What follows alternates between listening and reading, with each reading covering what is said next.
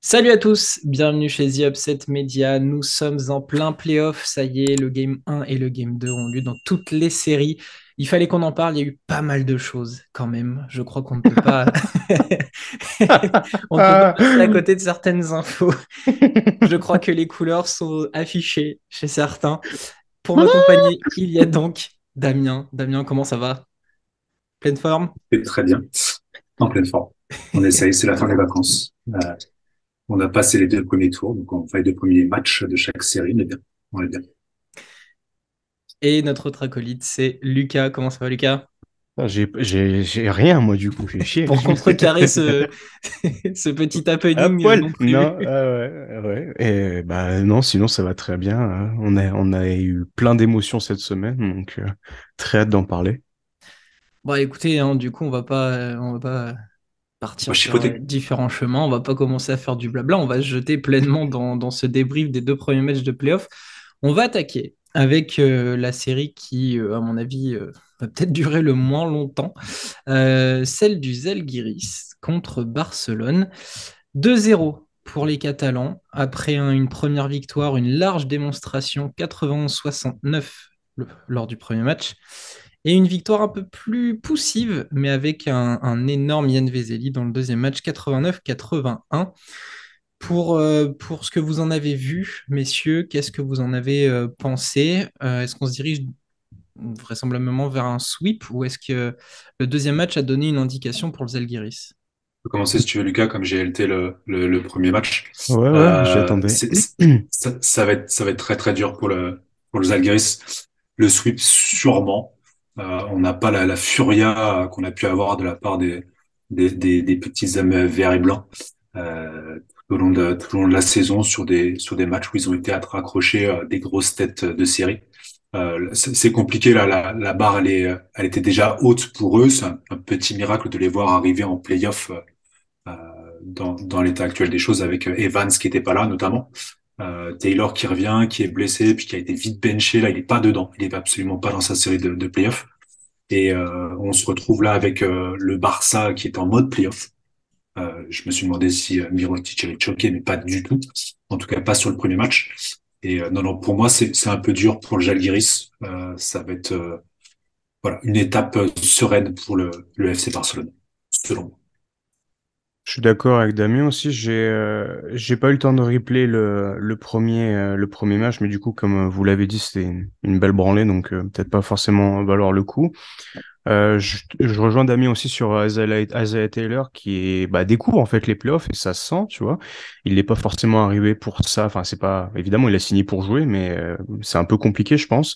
Et comme on a pu en discuter du coup Romain pendant la preview, on voit vraiment les limitations physiques de Kaunas, je trouve, parce que j'ai du mal avec son nom à chaque fois. Kasvitis est obligé d'ouvrir ses rotations, de faire tourner, et je les sens en grande souffrance, je trouve. Alors qu'on a parlé quand même de Golgoth assez mobile, avec, on va dire, une moyenne de taille 2,02 m, mais je les trouve pas dans le défi physique du tout. T'en as certains qui défendent pas, mais bon, on va pas dire qui c'est si on va se faire taxer d'être méchant, hein. Et ouais, ça fait un peu mal au cœur, c'était prévisible. Et voilà, bah Barcelone te déroule très fort. T'as le luxe de même pouvoir reposer ou de pas faire jouer des joueurs sur le game 2. Je veux dire, Toby, Stanley et Kalinic, je vois quasiment pas grand-chose du match. Et ouais, ça risque de dérouler. J'espère quand même un petit match bah, de prix à Kaunas, du coup, histoire d'avoir au moins une petite victoire. Surtout que, bah, du coup, je pense que vous l'avez vu aussi, mais les fans lituaniens étaient bien bien filtrés au Palau Blaugrana puisque ils ont C'est dû clair. passer par des petites techniques soum afin d'avoir des tickets. On va pas se mentir, je trouve ça dégueulasse de la part de Barcelone de se filtrer et d'avoir peur d'avoir une marée de Lituaniens parce que c'est quand même un peu la base du sport. Et puis bon, il y a une autre équipe espagnole qui va se déplacer quelque part qui va souffrir aussi, donc voilà. J'espère qu'ils prennent un match au moins que ça soit pas trop violent. On va dire que ça se termine pas la belle histoire aussi vite. Ouais, juste le niveau de préparation n'est pas le même en fait. J'ai vu la déroute qu'ils prennent au premier match, c'est tous les joueurs. coach compris, qui sont complètement perdus. Ça switch à tout va. Tous les mismatchs sont très clairement mis en place par Sarunas. C'est une tuerie, en fait. C'est une masterclass, en fait. Ils ont été perdus tout le match. Ils suivaient pas sur les switches, ça suivait pas les rotations, ils étaient perdus. Y a pas eu y a pas un moment où c'était possible, en fait. La victoire sur le game 1, en tout cas, n'était pas envisageable à aucun moment. Il y a eu quelques éclairs. Polonara qui a failli postériser Sertax en je crois, de mémoire. Ou c'est peut-être le game 2, je sais même plus. C'est sur le game Mais 2, il ça. y a rien. Il y a, là, ouais, le niveau de préparation est ouf, en fait. Et juste ouf. La différence de prépa sur l'expérience sur les playoffs est trop importante. C'est ça, au final, ils sont pas nombreux à avoir de l'expérience côté Kaunas. Bah, oui, et puis quand bien même il y a un peu d'expérience, c'est pas non plus des très Des gros. vétérans de guerre, quoi, Ouais, ouais. c'est ça. Qui sait qu'il y a du Polonara qui a un peu d'expérience. Après, Smith, Ulanovas, Smith, ouais, Smith, Ulanovas, c'est pas, c'est pas énorme, hein. Puis Max Vitis n'est pas non plus un coach Euroleague référencé depuis très très longtemps. Mais c'est intéressant ce que tu dis, Damien, sur la préparation, parce qu'on sent que le Barça, ils vont avoir qu'une envie, c'est de plier ça rapidement, passer à ouais. autre chose, attendre l'adversaire d'en face. On y viendra tout à l'heure, parce que ça semble là aussi un petit peu dessiné, mais ouais, et cette faculté d'adaptation, parce que je trouve qu'entre le game 1 et le game 2, le Barça a trouvé des cibles différentes pour se détacher. Au match 1, bon, c'est très vite parti. Mirotic a tout de suite mis dedans. Après, il y a Sandli qui a pris le relais. Lucas s'y attendait à avoir un Sandli capable de proposer des choses. Et au match 2, ils ont retrouvé leur style de jeu plus vu cette saison avec Vezeli en tour de contrôle. Et là, Vezeli, il a écrasé tout le monde. Il a été royal au bar. Mirotic, il avait juste à attendre dans un corner et puis Bamos, quoi.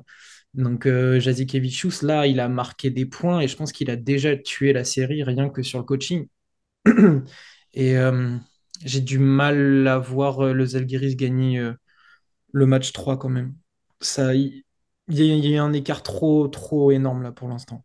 ouais, je suis Surtout d'accord avec aussi. surtout avec la blessure, la l'entorse de Mirotic, on sait pas trop ce que ça a donné. Il est revenu durant le match, mais la cheville est quand même bien tournée. Il va peut-être vouloir aussi vite plier pour avoir quelques jours de repos supplémentaires et préserver son choker préféré. D'autant plus que, bah, comme tu l'as dit, Romain, l'autre série elle risque d'être pliée aussi, donc tu peux pas forcément dire que tu vas avoir 2, 3 jours de repos en plus si tu termines à 3-0, quoi. Donc, à faire gaffe. Lucas, t'en as un petit peu parlé sans vouloir vraiment le nommer, mais du côté du Zalgiris, Brasdeikis, il découvre les playoffs, il découvre l'Euroleague. On a beau voilà, essayer de trouver des points positifs. Qu'est-ce que vous en pensez sur cette série? Moi, je vais le dire rapidement. Offensivement, il a du talent, très bien. Il fait du bien en 1 contre 1 et sur de la pénétration, mais par contre, ben, il a toujours ce défaut de vouloir s'entêter à tirer à 3 points, même si, je dois l'avouer, pour l'instant, il a 50%. Ok, très bien. Mais surtout, c'est sa défense qui, moi, me fait peur. Sa défense, sélection de tir aussi, hein. Il termine à 20 points sur le match 2, mais dans le quatrième quart-temps, il y a 3 tirs, je crois, ils sont, mais Mais il y en a un dans le catastrophiques. corner où il le rate parce qu'il tire bizarrement. Grassement, et derrière, il prend son rebond et il le met, si c'est celui-là que tu parles. Mais c'est... Ah, je veux bien qu'on me dise qu'il est jeune, qu'il apprend plein de choses, qu'il revient de la NBA, etc. Mais oh, c'est compliqué. C'est compliqué de se dire que tu peux te baser un futur d'équipe dans le genre de Kaunas en plus, avec un mec pareil. C'est ouais, j'ai vraiment du mal. Alors évidemment, j'aime pas les joueurs qui défendent pas, donc ça aide pas. Mais là, il a l'avantage d'avoir personne autour pour pouvoir briller offensivement, mais il a le désavantage que personne fasse les tâches, les vraies corvées autour pour que ça se voit pas, quoi. Juste si on doit chercher des petites choses positives, les rentrées de Biroutis. J'ai bien aimé à l'intérieur avec son envergure Et ces petits moves, y a rien d'exceptionnel, mais c'est propre. Et il a mis sa petite dizaine de points sur chacun des matchs. Non, Et il je se trouve ça débrouille pas plutôt mal. intéressant. Alors, il a pas beaucoup joué.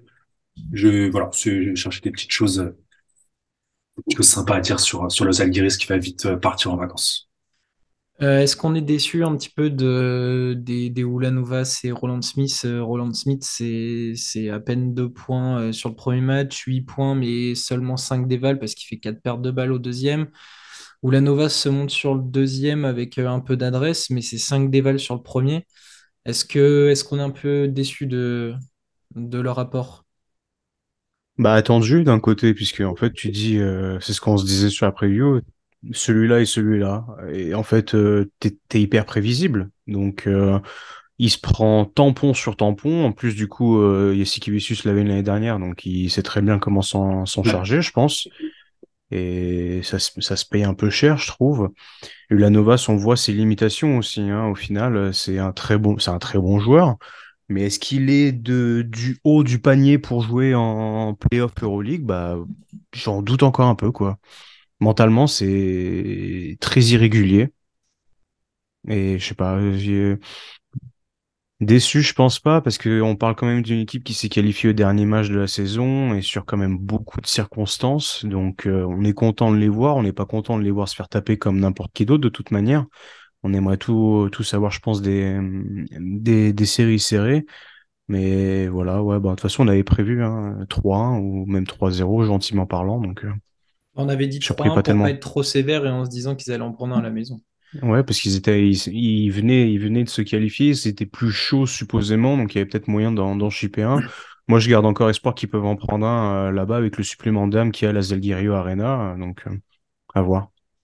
Ça serait l'aboutissement d'une belle saison pour eux. On les attendait pas si haut. Ce serait mérité pour l'histoire. Euh, Après, la grande question, c'est est-ce que Baskonia aurait fait mieux? Peut-être. Pas sûr. Il n'y a pas beaucoup plus d'expérience playoff dans Non, l'effectif. et puis là où ça demande de défendre, j'ai du C'est mal à ça. voir Baskonia contrôler tout le système Saruna Jasikevičius sur des matchs de playoff sur une série Hmm. comme ça. Après, Talent et physique, il aurait pu avoir un peu plus d'options, ça c'est sûr, mais t'en aurais pris 120. Donc, oui, en mettant Oui. 110 toi de ton voilà. côté, mais et encore, et encore. Il y a un joueur qui se fait plaisir et je dois bien reconnaître que j'ai bien kiffé ce qu'il a proposé. Bah, c'est le Lituanien, mais qui est du côté de Barcelone, Roques Jokubaitis. Il se fait extrêmement plaisir sur cette série. 12 points, 3 rebonds, 3 passes, 2 interceptions, 16 dévals lors du premier match. 9 points, 1 rebond, 3 passes et 14 dévals à 100% au tir. Il a juste raté un lancer franc sur le deuxième match, donc 15 dévals de moyenne. Et en 14 Euh, minutes, hein. voilà, en Oui. 14 minutes, Ça, ça. il a joué 17 minutes en moyenne sur les deux premiers matchs. Il a 50% à 2 points, 75% à 3 points, 80% au lancer franc, 10,5 points, 3 passes pour 2 rebonds, une interception, 15 dévals. C'est une satisfaction pour lui là sur ses playoffs. Il se montre, il est costaud. Ouais, et puis en plus, t'as quand même la Provitola sur le match 2 qui fait 11 passes. Alors offensivement, il est pas dedans, mais il est quand même là avec la balle. Satoransky fait ses 30 minutes aussi, et je trouve qu'il a un très bon apport. Moi, je l'apprécie énormément. C'est un petit gaucher en plus, donc on croit au talent.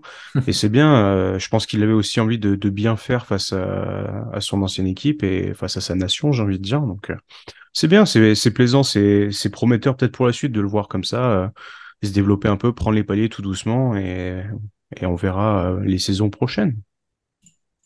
Et on verra déjà enfin là-bas à Kaunas au Game 3 là, voir un petit peu s'il va avoir la même réussite, le même impact, la même confiance. Est-ce qu'il va réussir à reproduire, à garder ce niveau de jeu-là dans son pays? C'est clair. Pour vous, qu'est-ce que doit faire le Zalgiris là pour espérer arracher le match 3 là? Quelle peut être l'adaptation? Quelle chose doit prévoir Max Vitis pour stopper Jasikevičius et sa bande? Le dopage? Ouais, c'est clair. Miser sur le dopage. Les Monstars, je sais pas, non, c'est... Ouais, là, humainement, les armes, elles sont limitées quand même. C'est, ouais, Super Saiyan 2, c'est pareil. Enfin, il faut un truc un peu exceptionnel. Il va falloir que ça sorte de ce qu'on a pu voir d'eux jusqu'à là. Là, le public suffira pas, en fait. Ça Ouais, fera pas chuter les pourcentages. ni le cœur, du coup. Bah, d'autant Ouais. plus qu'attends... Ouais, c'est ça le truc, c'est que Kaunas a shooté à 56%, après 57 à 2 points et 50 à 3 points, et tu te dis, ils perdent. Bah, va faire mieux, en fait, hein. Ouais, faut espérer que les Jasikevičius voit que Mirotic boite un peu, il va se dire, bon, je le mets de côté, en fait, les autres sont pas dedans, mais c'est beaucoup, beaucoup trop de si pour croire à une victoire, malheureusement. Ok. Donc, si on doit pronostiquer le match 3 et du coup la série, vous êtes parti sur une victoire du Barça, Ouais. 3-0, sec, sans Ouais. bavure. Ouais. Ok. Bah, je pense plus ou moins la même chose sur ce qui a été proposé. Le match 2 était un peu plus serré, mais j'ai vraiment du mal à voir le Zalgiris s'en arracher, hein. Prochaine série qu'on va étudier, elle est très intéressante. Il y a 1-1 dans la série Ah, entre ok. l'Olympiakos et le Fenerbahçe. L'Olympiakos avait remporté le match 1, 79-68, et le Fenerbahçe l'a remporté de 4 petits points, 82-78 au match 2. Pareil, qu'est-ce que vous retenez de ce début de série entre donc le premier et le huitième? Vas-y, Bah, Julien. du gros kiff, on va pas se mentir. On va avoir un peu la même observation, pardon, sur le match avec Monaco-Maccabi. C'est-à-dire qu'on a eu le premier match, telle équipe a bien performé, l'autre était complètement hors de forme. Et après, ça s'est un peu inversé. Le premier match, ça a duré 20 minutes, tout simplement. Après, Fener s'est complètement noyé. Et match 2, je trouve que bah voilà, Itoudis s'est un peu ajusté et il a peut-être rongé un peu plus son frein et essayé de pas trop être érigé sur ses rotations. On a eu plus de temps de Carson Edwards. Le premier match, j'étais obligé de prendre une salsa monstrueuse au retour de vestiaire par Isaiah Canaan notamment. Oh, Et 6 sur ouais, 7 à 3 points pour lui. le nous. Et de l'autre côté, en fait, le deuxième match, tu as énormément de pertes de balles côté Olympiakos. Et la défaite aurait pu être plus grande parce que le Fener laisse pas mal de lancers sur la ligne, justement, des lancers francs. Ils en laissent pas mal dans le match, des cruciaux. Et ils se font pas mal peur quand même, mais j'aime beaucoup la rotation. Parce que j'ai vu sur le match 1, Jikiri, Pierre et Ace Davis, pour commencer le match, c'était très bien. Mousfal s'est fait boxer la tronche très rapidement. Et derrière, c'est ajusté très vite sur le match 2 où il est devenu une tourelle à faire flipper tout le monde. Et voilà, ça a été un vrai jeu d'échecs entre Barzokas et Itoudis. J'ai bien apprécié. On a quand même du très beau basket, je trouve, proposé. Comme on a pu en parler en off, pour nous, bah voilà, Damien et moi, c'était un des favoris, le Fener, pour au moins le Final Four ou même les finales. Et on a une très belle affiche, je trouve. Et la dernière rencontre, l'Olympiakos passe à côté, malgré un troisième carton monstrueux de Vezenkov. Ouais.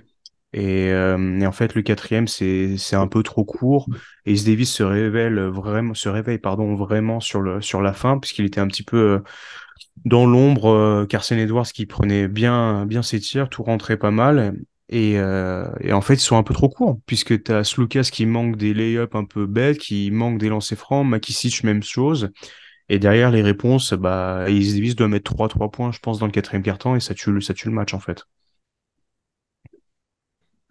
Très bien. Ouais, puis on oublie surtout que le Fener joue sans Booker, sans Wilbekin, sans, c'est quoi, Bielitsa Bielitsa, qui est blessé, ouais. et il en manque un quatrième que j'ai plus blessé, Biersen, moi. Là, il y a Biersen aussi. C'est assez dingue la performance d'Itoudis sur ce deuxième match, parce que c'est pas juste un retournement de situation qu'on a pu voir à Monaco face au Maccabi, qui a chié dans la colle sur le premier. Le coach s'est rendu compte qu'on avait quand même cité quelques joueurs et qu'il fallait les mettre sur le terrain. Et ça a changé un peu la dynamique. Là, c'est Itoudis qui, c'est vraiment sur du coaching, c'est vraiment sur des ajustements. Il compose sur un groupe. Il a même pas dû imaginer préparer les playoffs sans eux, en fait. Donc là, les gars qui ont en plus pas mal chargé Ace Davis et Pierre sur les derniers matchs où ils sont à 40 minutes tous les deux, ils arrivent, ils sont pas forcément super proposés. Ils sont encore bien accrochés en Super League en Turquie dans le championnat. C'est une énorme performance du Fener qui compose sans quasiment deux titus et un mec de rotation, quoi. Ouais, c'est clair. Mais vous l'avez tous les deux dit, Itoudi s'est adapté et a battu Barzokas tactiquement. Et c'est un truc que moi je retiens, c'est que il a profité de la défense que proposait l'Olympiakos avec Fall sur le terrain, où forcément Fall, tu lui demandes pas de sortir sur les écrans, il est en protection. Sauf que ben, le Fener a tout un tas de joueurs capables de pull-up à 3 points. Dorsey, il en est capable. Les mecs comme ça, ils savent le faire. Ou même des joueurs capables de jouer mid-range.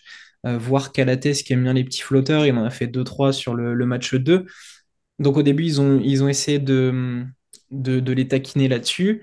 Et au final, sur tous les drives, l'Olympiakos a utilisé les fameux stunts, là, cette aide qui vient de l'opposé pour bloquer les drives. Et bien là, bah, le Fener, en deuxième mi-temps, ils avaient juste à lâcher à l'opposé. Les mecs étaient tout seuls et en plus, ils ont retrouvé de l'adresse, on l'a dit, avec Ice Davis, avec Pierre, des joueurs comme ça qui ont réussi à mettre dedans. Et là, qu'est-ce que tu veux faire? Tu as l'adaptation de 10-10. Il a envoyé Motley en rotation quand il y avait plus Fall sur le terrain. Il s'est fait plaisir, ça switchait sur ces moments-là. Bah, ils se retrouvaient avec quelqu'un de plus petit ou de moins costaud. Donc vraiment, chapeau à 10 qui a fait un très bon travail tactique pour l'emporter et récupérer un semi-avantage du terrain. Ils ont fait preuve de résilience sur les rebonds aussi, c'était incroyable. Tout le monde s'est battu, les plus petits, les plus grands. Ça a donné pas mal de fautes aussi. Je pense notamment à Goodrich, du coup, qui a rien fait du match, mais il s'est donné sous l'arceau alors qu'il se mangeait des brins par tout le monde parce que c'est quand même pas le plus physique du groupe. Et, C'est euh, clair. et c'était important. Et je sais plus ce que je voulais dire d'autre. Et ouais, et Itoudis l'a admis en conférence de presse. Il a dit bon bah voilà, on s'est un peu cassé la tête et on a accepté d'agrandir un peu enfin d'élargir le champ des possibles avec les rotations. Et moi, ça me fait plaisir de voir qu'il a donné un peu de confiance à Carson Edwards parce que l'apprentissage a été vraiment difficile. On l'a vu manger garbage time, difficile, Garbage time. garbage time quasiment sur toute la régulière. Et là, de le dire que bon, bah, il te le balance comme ça, vas-y, gamin, donne tout. Et il lui a bien rendu. En plus, en face, le match démarre, t'as Walkup et Canan quand même qui sont bien, bien chauds, bien en place. Walkup qui est pas le dernier pour défendre. Donc c'était un très, très beau match. Avec l'ambiance derrière, en plus de l'Olympiakos, total régal. Le deuxième Ouais, parce que carton. Carson Edwards, ouais, pardon, il fait 4 minutes hein, sur le premier match. Donc en fait, il Oui, envoie vraiment, enfin, ouais. c'est vraiment l'envoyer au casse-pipe, quoi. Et il y en aurait plein qui auraient pas tenu le défi mental, on va dire. C'est-à-dire que tu passes de rien sur toute l'année, euh, et là il dit allez, vas-y, donne tout. Et c'est bien. Franchement, ça m'a un peu réconforté pour la suite. J'avais regardé du coup les petites vidéos de l'Euroleague où on les entend parler tous les deux et on voit quand même qu'il y a une relation plus saine qu'avec Mike James, par exemple. Et en fait, moi, j'avais vraiment peur. Je me suis dit, putain, il prend le jeune NBR, il le fait quasiment pas jouer. Et non, au final, il y a de la patience, il y a de la confiance, il y a une vraie relation qui est en train de naître. Moi, je demande qu'à voir déjà les 2 prochaines saisons, pourquoi pas, tu vois. Je pense que c'est là où on voit un petit peu que Itoudis est l'élève d'Obradovic. Je vais faire un parallèle un peu avec Punter, où les mecs arrivent avec une certaine étiquette. Et en fait, tu as deux mastodontes du coaching qui les prennent sous leur aile et qui leur disent, t'inquiète, ça va aller, je vais t'expliquer comment ça se présente, je vais t'expliquer la vie du basket de très haut niveau. Je vais te donner la confiance. Et Punter, du coup, faisait des retours cette saison en disant que bah, l'année dernière en Eurocup, c'était pas toujours ça, mais que maintenant, bah, ça se passait nickel. Et Edwards l'avait dit dans son interview, et vous pouvez retrouver le thread que tu avais fait, Lucas, où pareil, il parle de cette relation qu'il a avec lui. Et finalement, bah, tu as un joueur qui sait saisir l'occasion, qui met 16 points en 19 minutes, a pleine confiance. Et du coup, voilà, c'est ce côté très humain qu'ont Itoudis et Obradovic, c'est savoir garder la confiance de ses joueurs. Et puis voilà, collectivement, le Fener, j'ai repris les stats pour m'assurer d'une chose, mais tu as 9 joueurs qui ont marqué. Il y en a 1, 2, 3, 4, 5, 6, 7 entre 8 et 16 points. et ils font 21 passes décisives. Voilà. Itoudis utilise son effectif de bout en bout, Et cette perte de balle. en plus, Alors seulement. que l'Olympiakos t'en fait 14 et comme tu l'avais bien dit, c'est là qu'on voit aussi les limitations un peu de l'effectif en face, quoi. C'est-à-dire que, bah, d'accord, c'est les playoffs, l'effectif, les rotations sont un peu plus restreintes, mais au final, c'est quand même impressionnant de voir qu'il lui manque des joueurs et il arrive quand même à trouver une solution avec un plan large, ouvert. Et à l'inverse, l'Olympiakos, moi, ça confirme mes doutes que je vous avais partagés. Oui. Et bien, une fois que les rotations se font, c'est plus la même équipe. Et c'est à ce moment-là, en première mi-temps, où le Fener a réussi à faire son rapproché. C'est sur les rotations. Quand il y a les Larenzakis, les Tariq Black, les Bolomboy, etc. C'est là où ça devient dangereux pour eux parce que les défenses sont pas à la même intensité, ne sont pas les mêmes. Offensivement, c'est pas la même chose. Ça, il faut faire attention à l'Olympiakos hein, sur les prochains matchs. Ouais, clairement.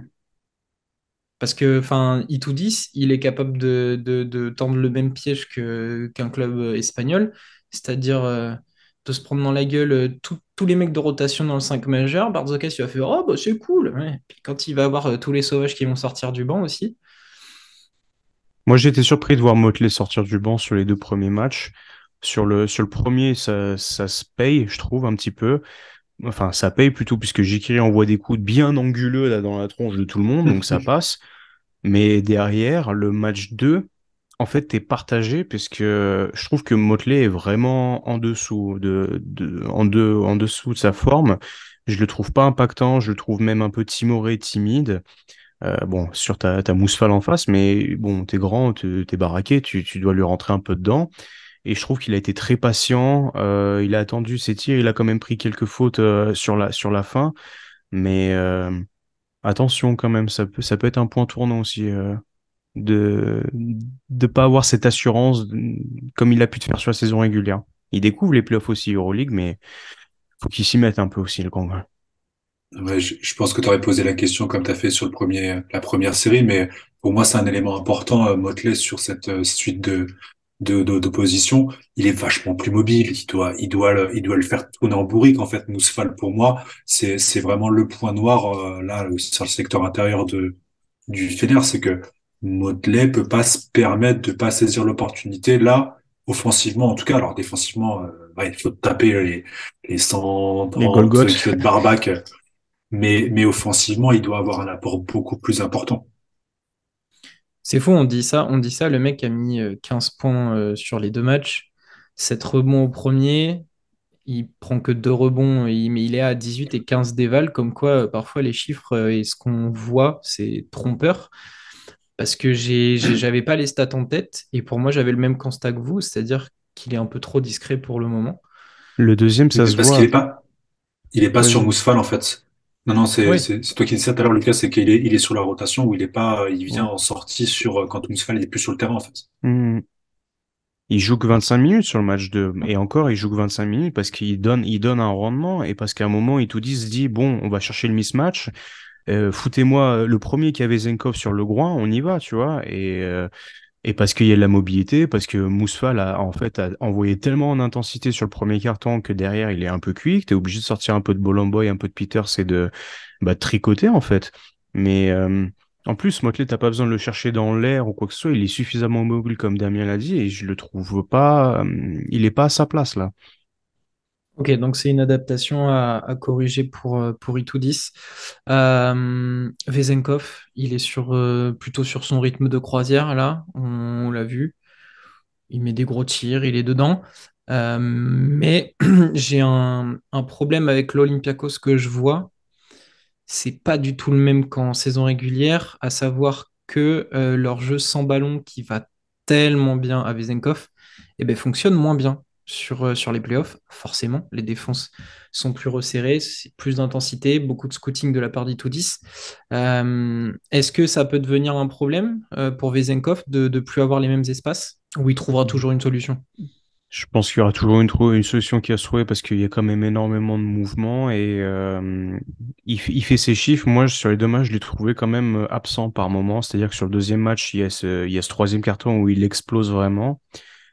Mais c'est diesel plus quand même. C'est-à-dire que sur le match, si t'as pas ce troisième quart-temps, bah, je trouve que t'as rien de vraiment en rendu sur les deux premières rencontres. Parce que le premier, c'est Canan Makisic qui sont bien en place. Sur le deuxième match, c'est Canan qui remet un peu des points et c'est Walkup qui démarre. Et derrière, sur la fin de match, c'est Sloukas qui est à 18 points en 25 minutes. Et bon, évidemment, moi j'aimerais le voir plus à bah voilà, un bon 25-10, tu vois, avec de l'impact, avec des bullish, mais sur tout le long du match, pas un carton sur quatre. Donc, est-ce Et que pour ce que tu as dit, ouais, non, vas-y. moi je trouve que il y a de l'irrégularité. Bah, c'est ce que j'en pense un peu. Je trouve qu'il se cache un peu par moment dans l'adversité. Je trouve qu'il a encore un peu de mal, pas la Mirotic non plus, mais je sais pas, il y a quelque chose qui me rend un peu confus à son propos, tu vois. Je voudrais le voir vraiment en percutant d'entrée et je l'ai pas encore vu sur ces deux matchs, surtout que les matchs de saison régulière, on les a vus, l'Olympiakos a tabassé le Fener et je retrouve pas ça pour l'instant. Évidemment, c'est un autre niveau de jeu, mais là, faut y aller, là, ouais, prouve que t'es le MVP, là, faut claquer du gros match, en fait, c'est maintenant ou jamais. Et moi, ce qui me fait peur, c'est que si on imagine récupérer côté Fener, Wilbekin et compagnie, les Dashon Pierre et Aye Davis vont pouvoir se remettre vraiment en mission défensive et vont pas être aussi impliqués offensivement, vont pouvoir aussi souffler un petit peu parce que là, à mon avis, ils assurent d'être de côté du terrain. Ils vont pouvoir peut-être à un moment donné, si lui commence à vouloir prendre feu, vraiment être en mission défensive et ça va être compliqué pour Vezenkov. Ouais, c'est clair. Et puis là, je voyais Vezenkov, il marque 18 points au deuxième, mais il y a 11 lancers francs quand même. C'est pas, ouais, c'est pas le même visage et je suis d'accord sur le côté rotation du Fener qui va peut-être récupérer de l'énergie pour lui recoller une dans la tronche.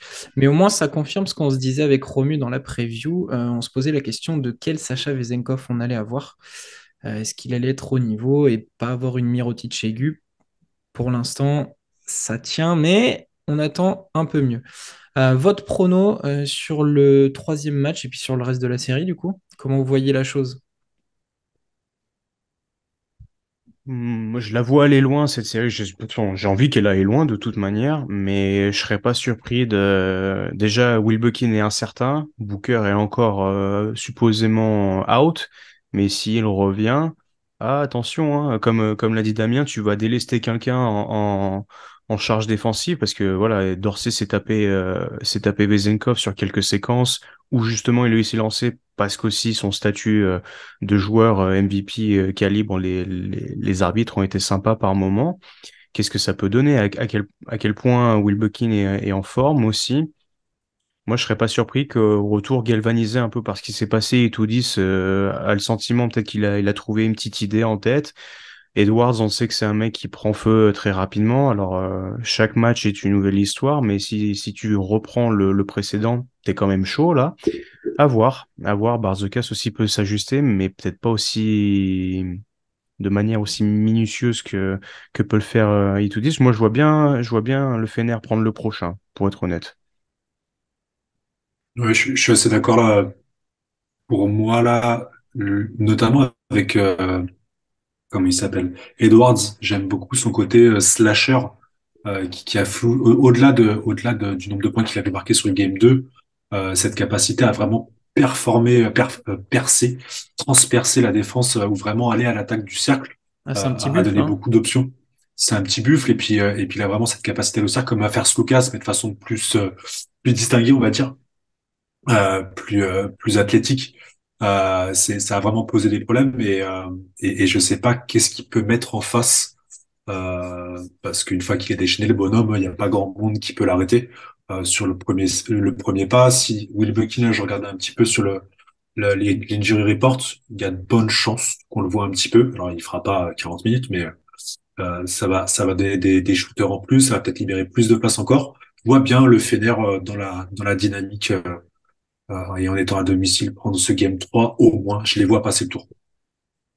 Oui, de toute façon, là, je suis avec les deux qui voient le Fenerbahçe aller loin, donc Ah, il y a de ça, ouais. je connais un peu votre pronostic final. Moi, je pronostique sur le Game 3 une victoire du Fener. pour la dynamique, pour le côté j'ai trouvé une brèche, je vais m'y enfoncer. Mais je vois quand même la série revenir du côté de l'Olympiakos, donc forcément forcer un match 5 et avoir un game 4 à la faveur de l'Olympiakos. Peut-être justement sur ce côté essoufflement, rotation un peu trop courte, mec fatigué du côté du Fener. Mm. Ouais. Et puis bah, Loli parce que ça reste un effectif riche. Et après, pour le reste, je viendrai vous contrebalancer et je resterai sur mon prono de 3-2 Olympiakos. Mais au moins, on est d'accord sur le game 3 Fener. Ça marche. Nouvelle série à aborder qui concerne notre club français. Monaco Maccabi Tel Aviv. 1-1, là aussi, Monaco s'est fait surprendre dès le match 1, 79-67 pour le Maccabi, avant de prendre sa revanche 86-74 au match 2, dans une ambiance particulière, avec des petits faits de jeu particuliers. On va y venir. Toujours la même chose pour l'instant. Après 2 matchs, quel est votre sentiment sur cette série? Là, tu veux pas commencer ou Damien? Damien a fait Kaunas Barcelone, je me suis fait Fener Olympiakos. Tu veux pas commencer, Romain, Allez, tranquillement? Allez, lance-toi, bah, lance-toi sur oui, je peux Monaco. commencer. Ben, écoutez, franchement, sur le premier match de la série, le Maccabi a fait ce qu'on attendait, en fait. A fait ce qu'on attendait du jeu à toute vitesse athlétique. Un Wade Baldwin qui était la tête à l'endroit ce jour-là, et un Monaco complètement submergé par l'événement. Ils se sont fait prendre d'entrée.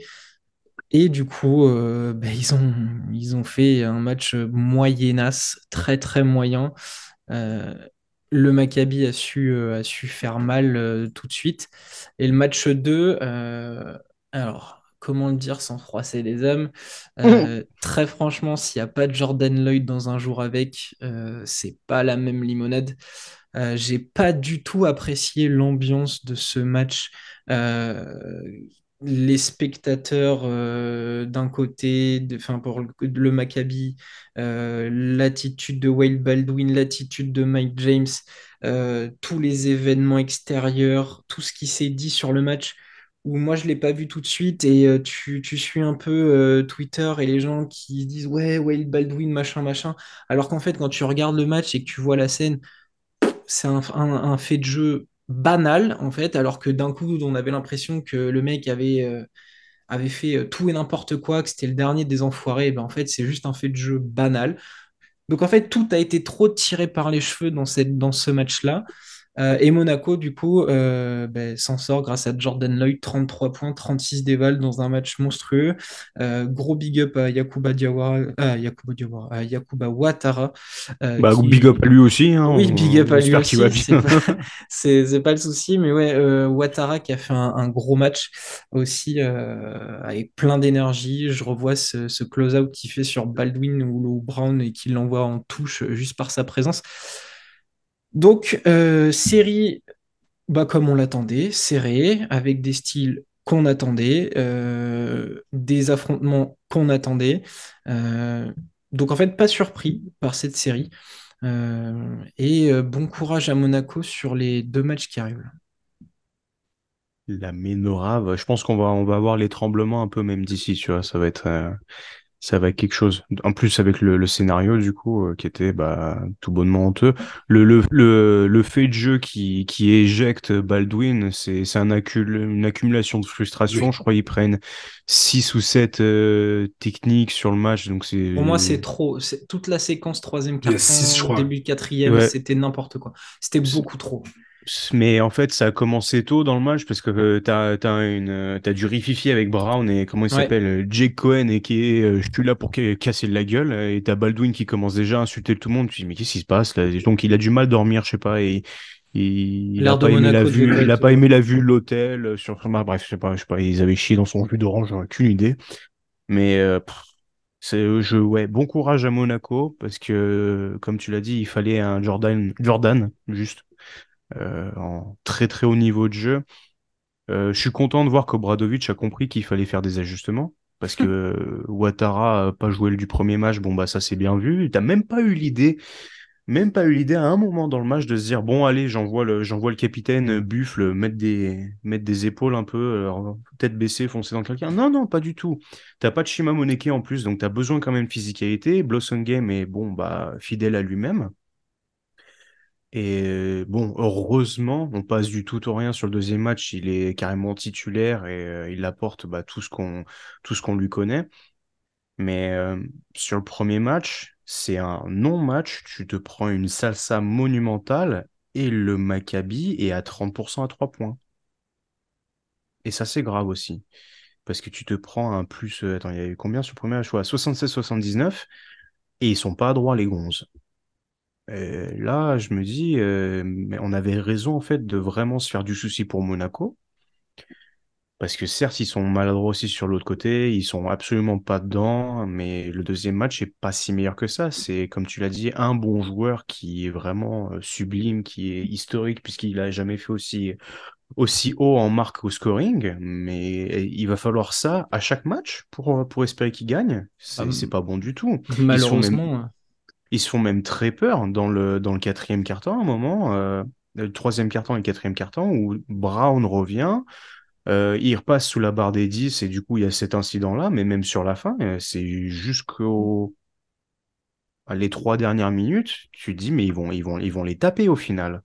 ouais, puis il y a des séquences un peu bizarres où Mike James, lui, il était hors du truc, mais alors vraiment Lui, il a pas hors du compris, hein, truc. il a pas Il compris faisait ce que c'est le perdre de basket. balles, il faisait tout et n'importe quoi, et ça a failli leur coûter un run qui aurait pu changer la physionomie du match, hein. On voit le même scénario que l'affiche avec Anadolu, où en fait, il y a un match dans un match, c'est-à-dire Clyburn versus lui. Et je pense qu'en fait, il comprend pas que c'était pas en bugne à bugne avec Baldwin et Brown, là. Tu dois faire gagner ton équipe. Et là, j'ai l'impression que c'est vraiment un petit guerre d'ego à la con, parce que ça peut te faire perdre le match. Et d'ailleurs, c'est ce que Cosette dit très justement, pour une fois, dans les commentaires, qui dit, mais sans Mike James, c'est un plus 20. C'est grave, c'est très très grave. Ouais, parce qu'on le voit, Monaco avait fait la diff sur la fin de saison sans lui, là, avec un jeu collectif qui était hyper important. Ils étaient à, je sais pas, quasi 20 passes d'ess sur les matchs. Là, ils font 15 et 18 avec Mike James sur le terrain. C'est moins collectif. Et c'est sur le deuxième, à seulement 15 passes, où Jordan a pris les choses en main et il a fait une Mike James comme la saison passée. Sauf que lui, pour autant, a été beaucoup plus impactant. Ça va pas le faire dans l'état actuel des choses. Ça va être compliqué quand même. Tu parlais d'ambiance. Il y avait quand même beaucoup de bruit. Peut-être pas, ils étaient peut-être pas très nombreux, mais ils ont fait beaucoup de bruit à Gaston Médecin, les supporters du Maccabi. Il est bien placé Euh, surtout, hein. c'est clair. C'est au Ça, niveau il du elle va avoir gestionnaire de la. besoin. Je veux dire, attends, ils sont là, tu peux limite, tu peux te mettre à pisser sur l'arceau, hein, t'es au balcon, t'es aux premières loges pour insulter. D'ailleurs, il y a eu même, Ah, il ils y a sont quelqu'un mis à qui s'est balancer fait des trucs virer. à la fin. Non, mais ils sont mis à balancer des trucs à la fin aussi, donc n'importe quoi. Enfin bref, Damien, continue parce que je t'ai coupé. Non, non, mais il va falloir, on l'a dit déjà avec toi, sur un récap de quoi faire de Mike James sur la fin de saison. Je sais plus avec qui on en avait parlé, ou peut-être en off sur notre discussion. Et en gros, on se retrouve dans une situation où, comme Itoudis ferait, comme d'autres coachs, Obradovic, pourraient faire des ajustements. Tu peux pas te permettre de jouer que avec Jordan Love. Il va pas te remettre 33 ou je sais plus combien, 32 points sur les prochains matchs. Sûrement pas au Maccabi, même si c'est une équipe qui lui réussit pas trop mal. Il va pas reproduire ça. Il va falloir que l'ensemble. Il a fait un premier ajustement là, Zaza, en mettant le capitaine.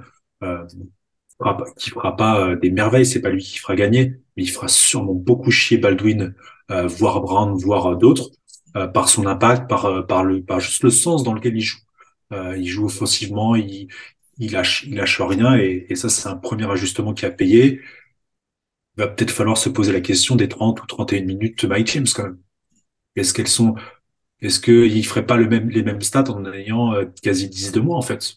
Est-ce que ce serait pas intéressant d'avoir une utilisation différente, trouver le bon moment pour faire rentrer Mike James et quitte à le laisser croquer?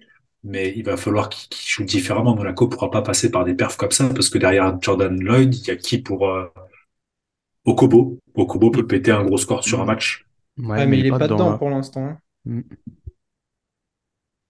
Et Donc c'est voilà, c'est est-ce très que c'est très juste ce que tu dis parce que en fait on arrive à un duel humain en fait parce que est-ce que Monaco est prêt à dire à Mike James bon c'est les playoffs mais tu vas arriver en fait à 8 minutes enfin après 8 minutes du premier quart-temps et tu vas faire le début du deuxième et on a besoin de toi ou là vas-y cartonne. Mais il est pas je pense qu'il va faire un caca nerveux le petit père là en fait c'est simple. C'est grave. Et tu vois, en contrepartie, sur le match 1, Di Bartolomeo fait un taf monstrueux en défense. Ça se sent, ça se voit, mais il joue que 13 minutes. Et là encore, tu vois, Katash, bravo, t'as tiré le meilleur d'un joueur. Bon, c'est pas le même calibre, évidemment, mais t'as su arrêter à dire, bon, allez, hop, on remet les deux fous, là, mais je pense que c'est nécessaire d'arriver à ce moment-là où on va dire, bon, écoute, t'as tes 25 minutes ce soir, tu sors du banc, tu sors pas du banc, je m'en fous, mais sois efficace et sois collectif, parce que le 1 sur 7 à 3 points avec des saucisses à essayer de toucher les pigeons par-dessus la salle Gaston Médecin, non, c'est pas possible, pas à ce stade-là de la compétition. C'est surtout là quand en où. face, Vas-y, Dem, vas-y.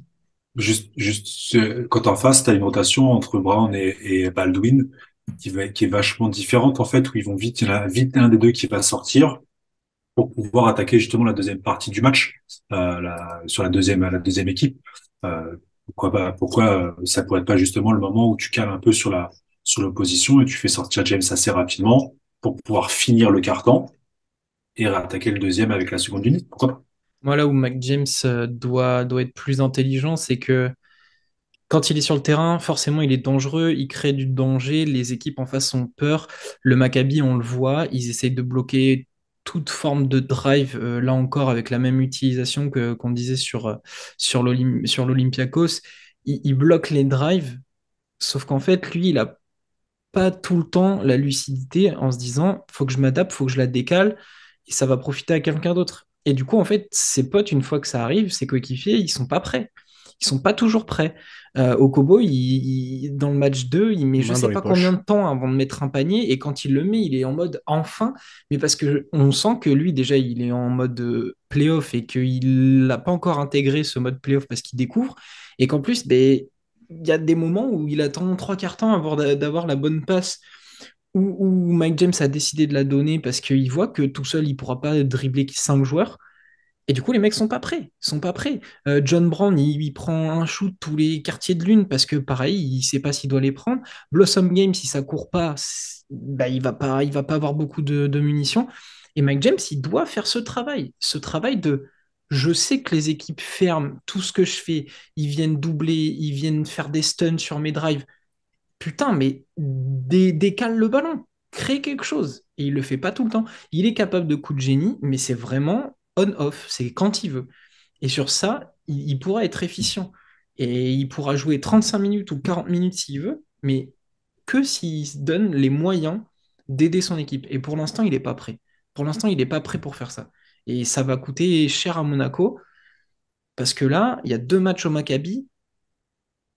Il va falloir sortir un énorme match pour aller en choper deux et revenir à Gaston Médecin, qui n'est pas à domicile, hein, parce que quand on voit ce qui s'est passé Non. sur les deux premiers matchs, Ouais. c'est pas un match à domicile, hein. C'est limite terrain neutre, hein. Là, Mm. franchement, c'est terrain neutre. Donc Monaco, en ayant lâché le premier match et avec un impact aussi fort du Maccabi, ils se sont mis en danger tout de suite. Et ça va pas être l'Olympiakos de l'année dernière. Non. Il y a qu'à voir aussi la relation qui a été. Bah, on en a parlé. C'était d'ailleurs, je crois, Factor X dans ta hall où enfin, tu as été assez dithyrambique sur sa fin de saison où vraiment il a porté du gros calibre à, je sais pas, 12 points, 13 rebonds. Il est fantomatique là dans ta hall parce qu'il n'est pas trouvé. Moté Younas est relayé à un rôle de Bill Laimbeer. C'est pas possible. C'est pas possible, il y a personne en face. Bon, ok, il y a des gros gugus, mais il faut jouer au poste un peu, faut trouver des choses.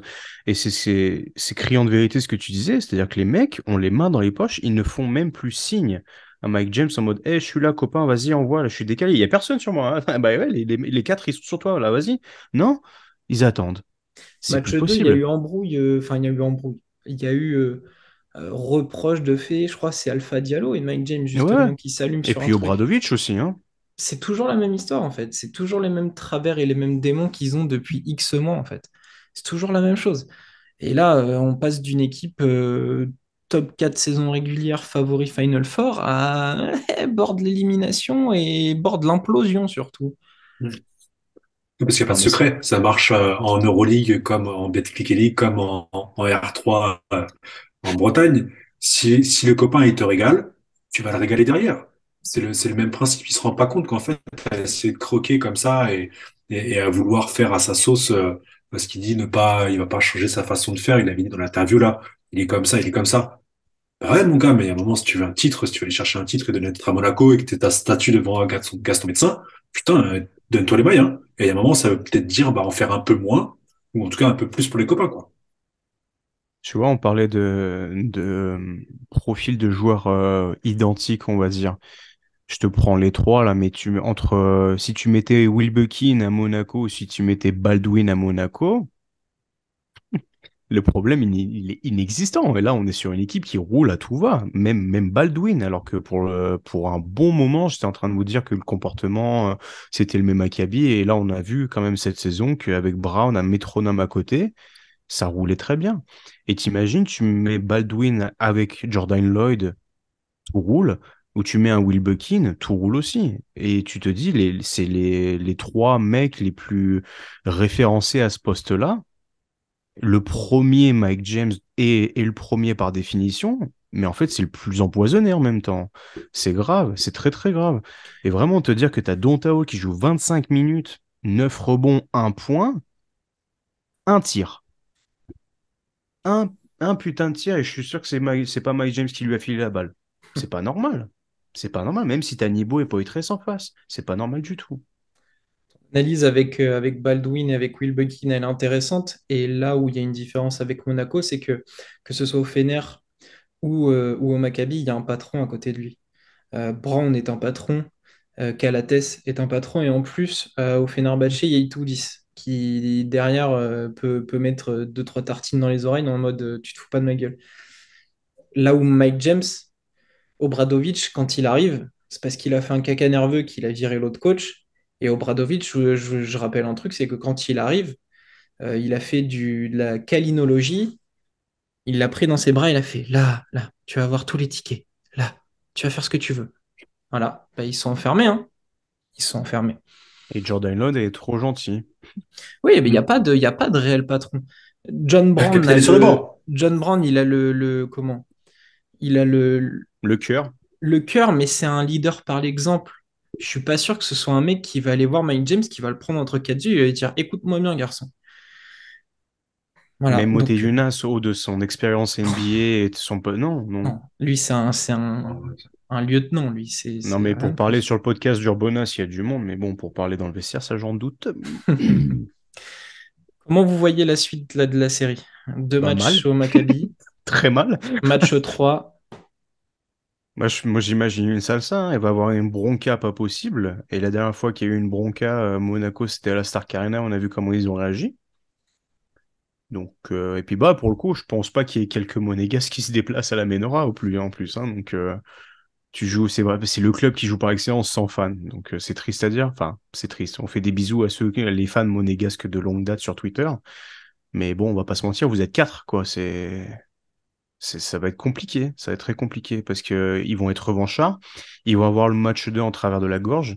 Et si tu te prends 35 points de Baldwin et 27 de Bram, bah ouais, bah ouais.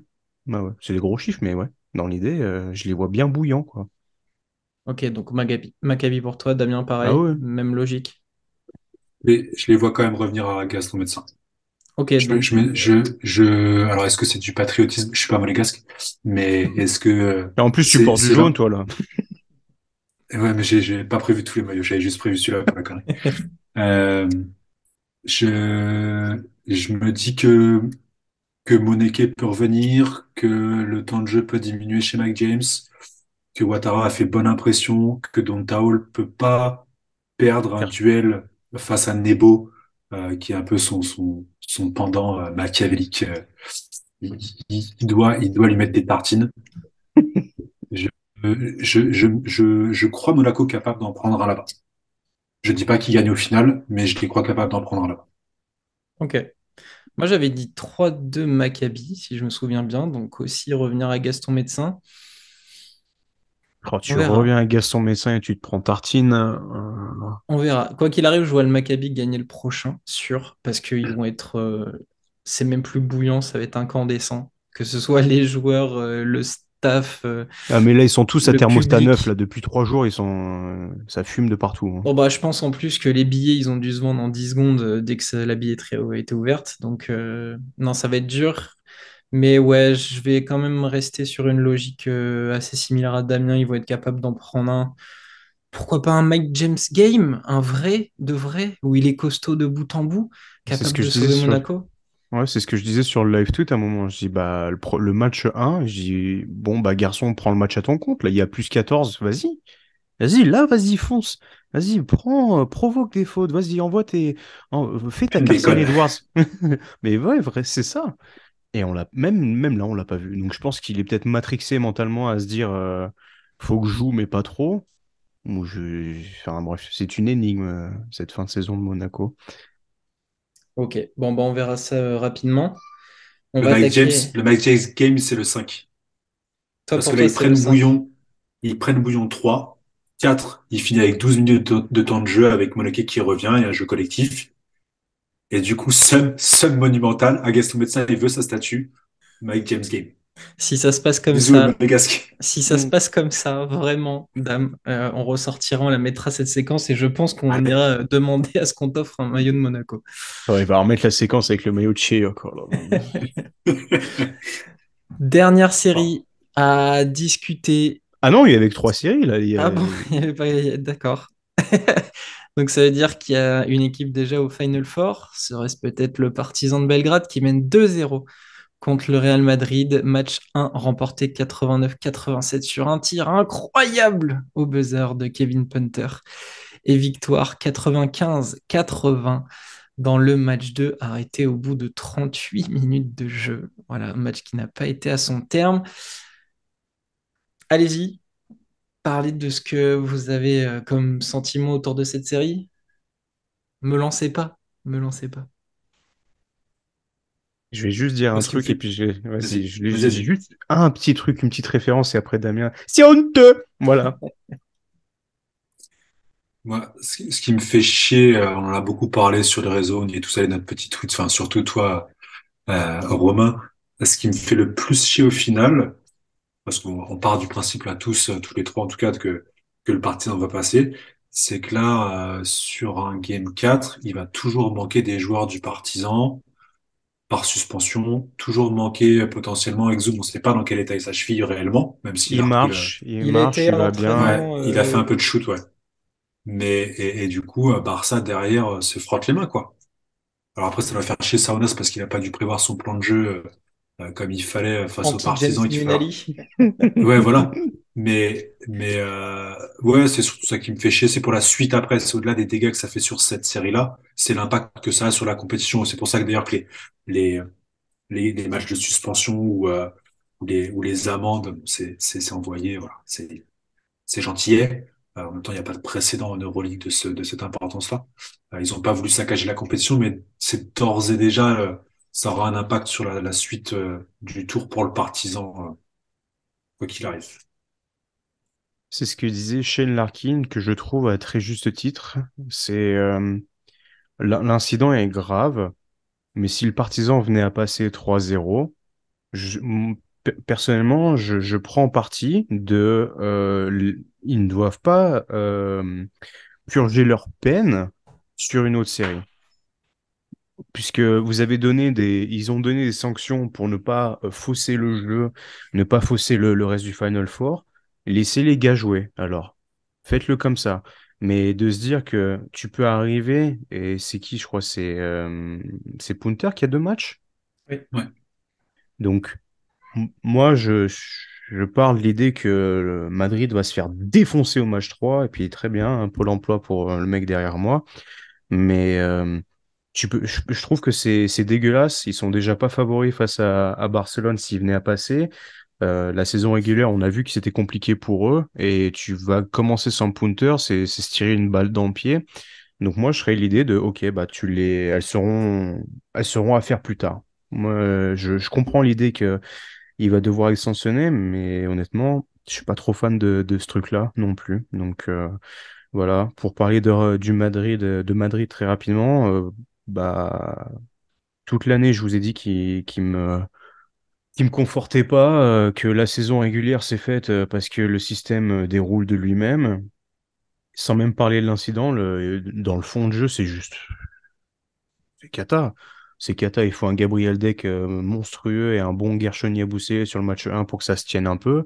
Et le match 2 est une véritable branlée sans nom. Donc, tu connais les forces du partisan, tu te prends quand même une grosse vague de 3 points dans la gueule, t'es pas capable de tenir un défi physique, t'as pas d'idée, t'es obligé de prier pour que Rudy Fernandez se fasse des shots de taurine entre deux temps morts et devienne un vrai Hulk à réveiller tout le Wizzing Center.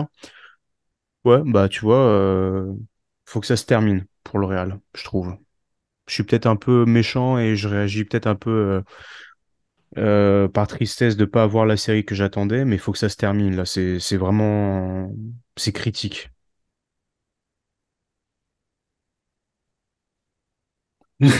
Ce silence des cathédrales. Ouais, si, moi, je peux foutre la merde du coup avant que Romain reprenne le flambeau, parce que j'imagine qu'il en a, le Ah, sac gros va sur la déborder. patate. Moi, je vois Madrid prendre le game 3 parce que ils vont plus avoir d'impact, en tout cas dans la raquette. Tavares avait déjà fait un chantier sur le game 1. Il va revenir, il a pu se reposer. C'est le seul qui a pas pu Il souffler. n'est pas encore sûr hein, Causeur, de jouer. Ouais, incertain encore. Il est causeur, encore incertain. c'est le causeur game, vous le savez. Ouais. Vous le savez. C'est pour moi enfin, pas le seul, mais du coup, attends, mais non, et Loul, il est toujours là en plus. Oh, putain. Ça, c'est l'arnaque. Ça, c'est la plus belle arnaque de ce game-là, en fait, de cette série-là. Loul est toujours là. C'est lui qui fait tout dégoupiller et il est toujours là. Oui, mais Bref. pour sa défense, comme l'a dit, je ne citerai pas la personne qui l'a dit, oui, mais il a déjà été sanctionné d'une antisportive, ouais, donc ça suffit. Il est pas dans le truc. Voilà. Qui a dit ça? Il y a 21 joueurs qui ont pris des disqualifiantes et lui, il a pris anti-sportive. Un chroniqueur qui bloque pas mal de monde sur Twitter. Ah, c'est pas moi. Du coup, ça suffisait et c'était normal qu'il soit pas sanctionné. Mais tu vois, Damien, tu dis que le Real va le prendre. C'est forcément possible parce qu'il manque du monde en face. Mais je ne Ah, leur après. souhaite pas. Je ne leur souhaite pas. Ils vont se prendre une bronca monumentale. Le directeur de la Stark Arena a dit s'il y a des incidents sur le match 3, le match 4 sera à huis clos. Il n'y aura pas de match 4. Les mecs vont foutre un sbeul monumental. Le Real va pas tenir la pression. Il manque qui? Il manque Yabusele et Dec. Peut-être Tavares. Peut-être Tavares, ouais, Tavares. mais... Poirier. Bon, voilà. Non, puis pourquoi il Euh, va jouer? Poirier va jouer, mais bon, je l'ai pas trouvé. Bon, voilà, on passe à autre chose. Moi, je dis, on va avoir les mecs vont être remontés à bloc pour les terminer 3-0 à Belgrade. Et il y a encore Zach Lidey, hein. Il y a encore Yamada, mon pote. Il y a encore. Non, moi, j'y crois mais j'ai pas envie de voir le Real d'avoir une once d'espoir. On n'a pas vu Moussa, on n'a pas vu Causeur, je le disais, je le répète. Quand il sera à 25 points sur le game 3, vous ne devez pas pleurer. Ah, et Tu qui va pourras nous la mettre refaire celle-là ça, aussi, là. hein. Qui va nous refaire ça, l'attaque? Mais bien sûr. Du coup, bordel. Du coup, personne au game 4. Du coup, game 4 pour Madrid. Enfin, je rigole, je vais trop loin là. Ouais, vas-y, Romain, fais-toi plaisir. Fais-toi plaisir. Non, mais j'ai même. Lâche-toi! Non, mais en vrai, j'ai même pas envie de me lâcher parce que c'est l'équipe que j'aime le plus en Euroleague et c'est la série qui m'emmerde le plus. Alors oui, ils sont à 2-0, très bien. Ils sont à un pied du Final Four et je serais ravi de les retrouver à la fin du mois pour les voir disputer un Final Four et ce serait amplement mérité. Mais en fait, j'ai toujours en travers de la gorge que ce qui s'est passé au match 2 a donné une image pitoyable du basket européen. Rien qu'à voir les réactions qu'il y a eu, en fait. Juste de voir toute la hype qui est montée tout au long de la soirée, par différentes personnes, hein, des journalistes, etc., qui d'un coup parlent du basket européen. En fait, j'en veux à Lioul pour ça et aux autres joueurs pour ça. C'est que en une soirée, en l'espace de 5 minutes, vous avez pété tout ce qu'on aime depuis le début de saison. Depuis le début de saison, on se dit c'est une saison fantastique, il y a du beau jeu, il y a des scénarios incroyables, des effectifs, on les a jamais vus aussi riches, aussi forts. On a une compétition qui n'a jamais été aussi belle. Et là, en 5 minutes, sur le coup de la frustration d'un espèce de joueur vétéran qui devrait être beaucoup plus intelligent que ça, ils viennent de tout péter. Ils viennent de tout péter. Euh, il est français, mais j'en ai rien à faire. Ce que fait Yabouzélé, c'est honteux. Il s'excuse, j'en ai rien à faire. Sa prise de catch, elle peut aller tellement loin au-delà du sport. Enfin, je sais pas si on. Parce que là, d'un coup, tout est passé. Ça a gueulé 2 jours sur Twitter sur les sanctions qui sont pas assez fortes, machin. Mais on se rend compte que s'il y met tout son poids, il Il peut rend le un joueur buter. handicapé, Il peut le buter. voire voilà, lui causer d'autres soucis. Est-ce qu'on se rend compte de ce qui s'est passé? Juste parce que tu prends 15 points dans la gueule et qu'en plus c'est ton coéquipier qui vient de latter un mec parce qu'il est frustré. Est-ce qu'on se rend compte? Et pour moi, alors je vais la regarder la série parce que j'ai envie de voir la Stark Arena humilier le Real. Vraiment. Et pourtant, j'aime le Real. J'adore ce club. J'ai beaucoup de respect pour lui. Mais j'ai qu'une hâte, c'est que, et comme on a échangé avec le compte français du Partizan sur Twitter en message privé. Je n'attends qu'une chose, c'est qu'il le fasse, mais de la plus belle des manières. J'ai pas envie que les gros barils balancent des briquets, allument tous les joueurs et essayent de leur casser la gueule. Moi, j'ai juste une envie, c'est Politesse. que de la plus belle des manières, c'est-à-dire sur le terrain et dans la plus belle des ambiances, le Real se fasse humilier en place publique. Et que les joueurs du Partizan qui vont défendre les couleurs du club fassent tout sous la houlette d'Obradovic pour leur mettre une énorme branlée qui restera gravée dans la mémoire mais juste de la plus belle des manières. Une fois que ce sera ça, je serai très content. Et le Real, ça leur donnera une belle leçon. Parce que c'est leur joueur qui déclenche tout ça. C'est Lyoul qui déclenche tout ça. Il y a Bouzélé qui a 2 doigts d'envoyer Exum à l'hôpital.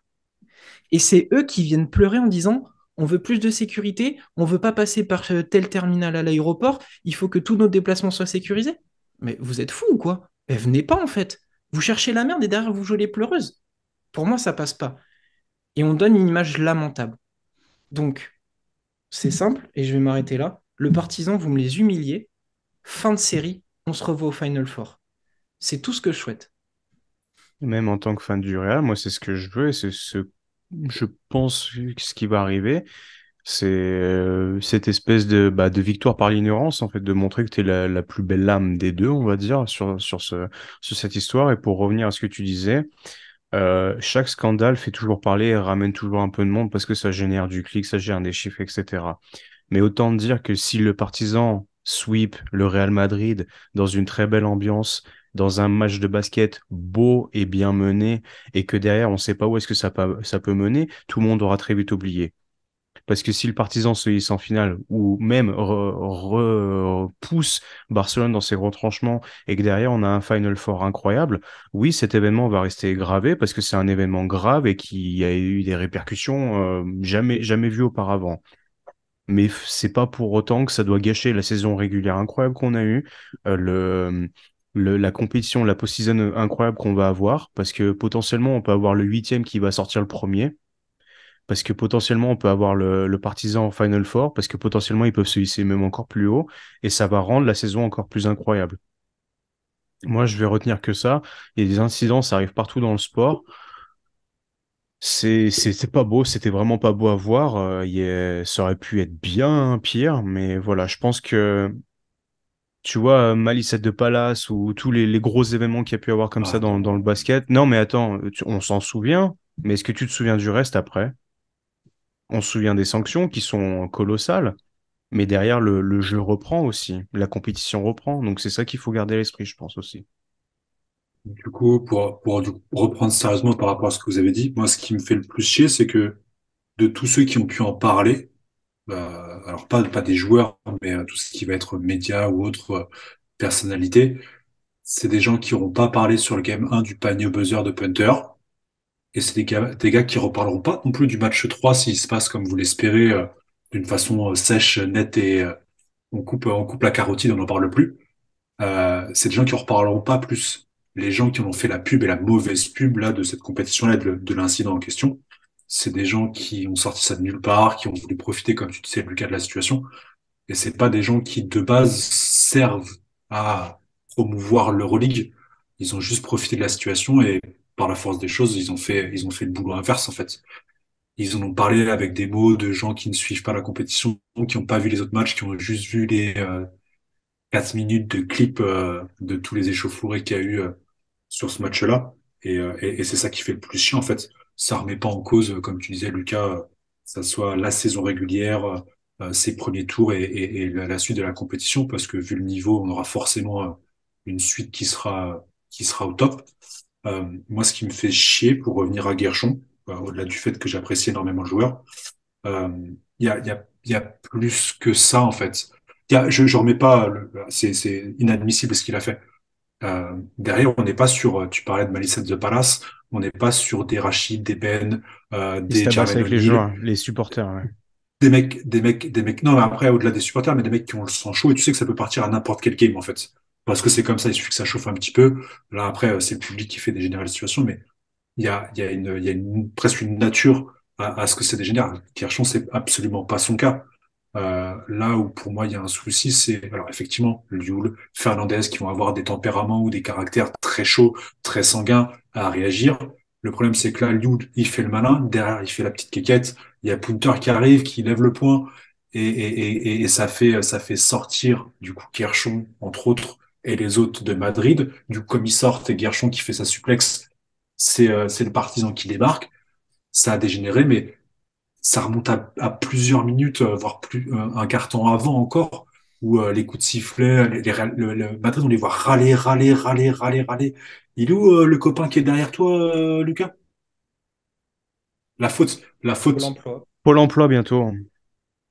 bientôt, mais il a une Ouais, énorme, pour moi, il a une énorme part de responsabilité, Guerchon, et c'est pas le joueur, il a zéro frasque comme celle-là. Quand il signe en Chine la première fois, c'est pour faire des sous pour sa maman et pour mettre bien la famille. Après, tout ce qu'il a fait, il a toujours été exemplaire. Moi, ça me fait vraiment chier. Je me demande vraiment qu'est-ce qui s'est passé. Les échauffourées qu'il y a eu avant, les petits coups, les brins qui se sont mis à droite à gauche, il y a dû avoir du trash talking. Et ça aboutit sur un geste qui est inadmissible, mais ça me fait chier vraiment de me dire que ce gars-là, qui est pas dans une nature de joueur agressif, violent, c'est plutôt un gars souriant qui met des brins avec un grand sourire. Ça me fait chier vraiment de me dire que lui a appris et pas Lioul et pas Fernandez, même si il n'est pas aussi virulent qu'il a pu l'être les années précédentes. Ça me fait chier. Ça me fait vraiment chier pour Gershon. mais même chose pour Gabriel Deck. En fait, c'est des mecs qui sont taiseux, qui sont pros, qui sortent de l'ombre, qui sont de très bons joueurs de basket. Et c'est pour ça, je pense que ça tâche encore plus le truc, parce que d'une première chose, c'est le Real Madrid. Il y a des joueurs expérimentés qui doivent comprendre la frustration, qui doivent comprendre qu'en fait, en face, tu te fais littéralement défoncer. Donc oui, bah, jusqu'à la fin, tu vas te faire défoncer. Et il faut pas réagir comme ça. C'est pour ça, nous, on en a parlé en off et je disais, bah, en fait, Liu, il a pété un plomb. Mais derrière, comme tu as dit, il a fait la petite zigounette. Mais en fait, il s'est bloqué directement. Et tu le vois, derrière, il se contracte parce qu'il sait que ce qu'il a fait, c'est de la merde. Et derrière, tu as Punter qui est quand même bah, voilà, un ricain, un mec bien chaud. Et ça emmène à des proportions que j'aurais jamais imaginé voir en Euroleague et encore moins avec le Real Madrid. Et les mecs, ils sont tous gentils, ils sont tous bien habillés, bien peignés sur le côté, l'arrêt, machin et tout.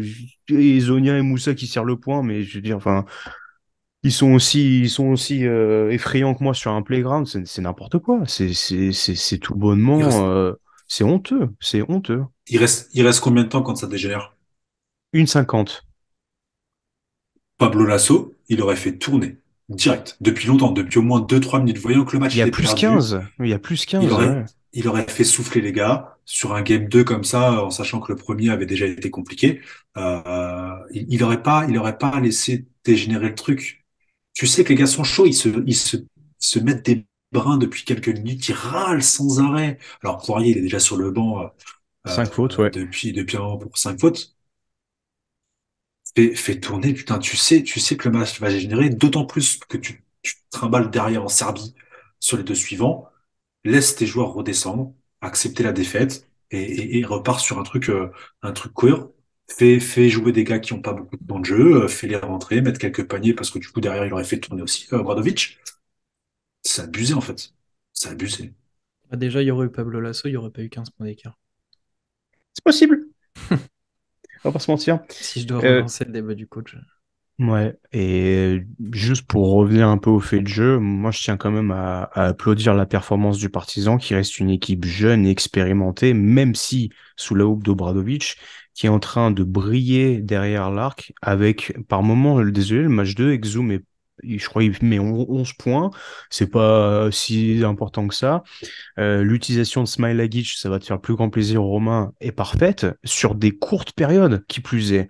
Tu sais quoi, Mike James, regarde Smile Lagic, comment il joue. Il rentre 7 minutes, il te met 7 points, il bouge de partout, il est utile.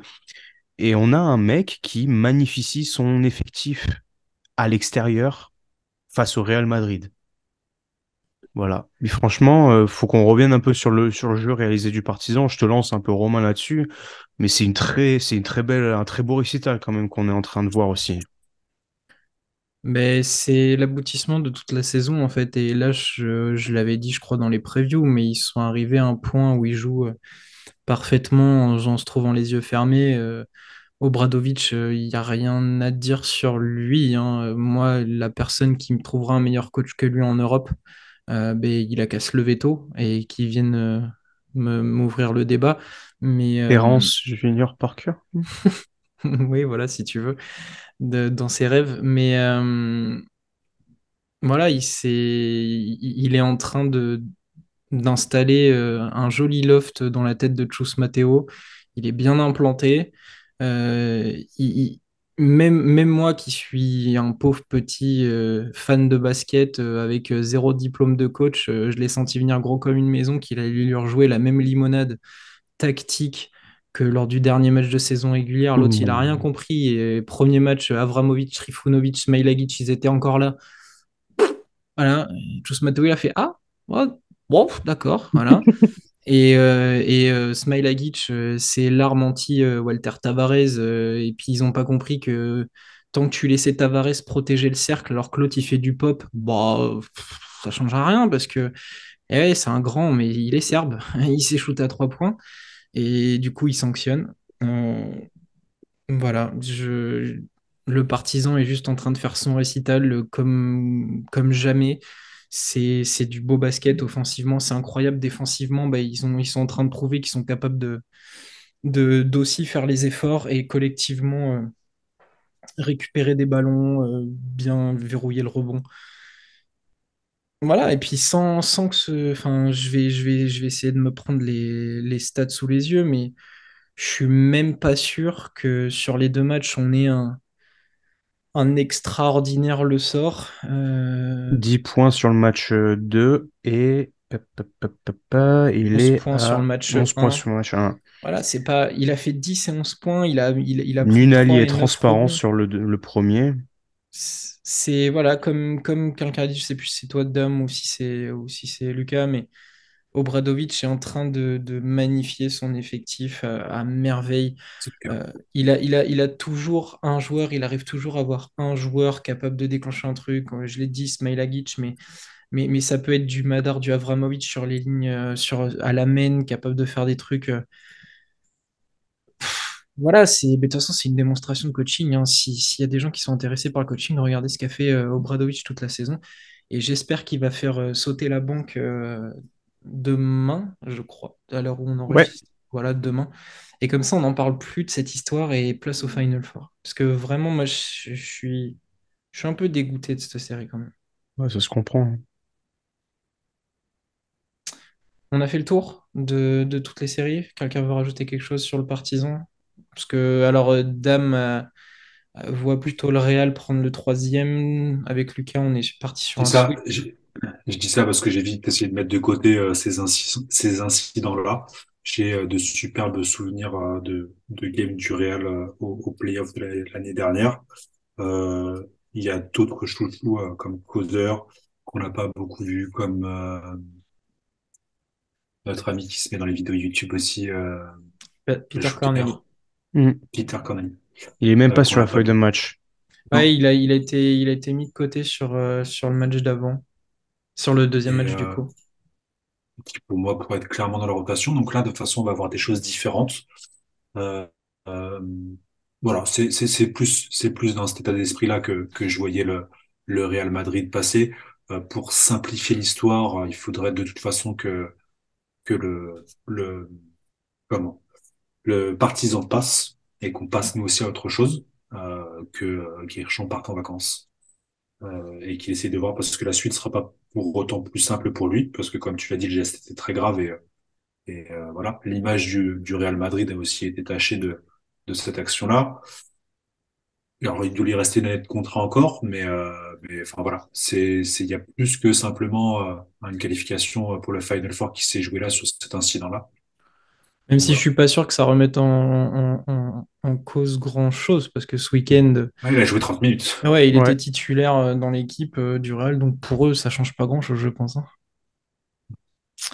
Bien, bon, ben on a fait nos différents points sur les séries. On va se quitter là-dessus et puis ben on va vite se préparer pour la suite parce que demain et jusqu'à vendredi, on va encore avoir plein de baskets à regarder en espérant que on passe une meilleure semaine, qui ait moins d'échauffourées et moins de tension, même si ce sont les playoffs. Messieurs, merci de m'avoir accompagné. Bah de rien, merci à toi. De Pensez rien. à vous abonner sur Twitter, sur YouTube, à réagir, à nous partager vos avis sur les différentes séries, ce que vous voyez pour la suite. Et puis on se rejoint très bientôt. Allez, ciao tout le monde. Ciao.